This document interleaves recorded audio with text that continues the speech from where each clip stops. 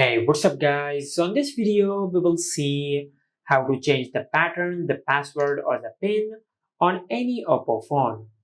Now to do that, just open settings, then tap on security and privacy.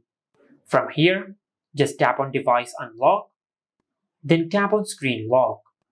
Now just enter your current screen lock PIN, and from here you will be able to change your pattern, the password or the PIN of your Oppo phone. As you can see, currently I'm using the numeric option and I can change it to the alphanumeric or the pattern. For now, I will select pattern. Now just enter your current PIN. Now from here, just enter your new PIN, your password or your pattern. Now just enter your password one more time to confirm your password.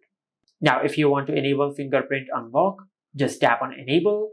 Otherwise, you can tap on cancel.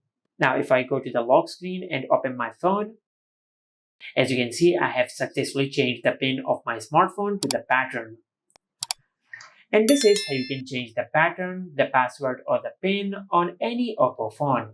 Make sure to like, comment and subscribe. Thank you for watching.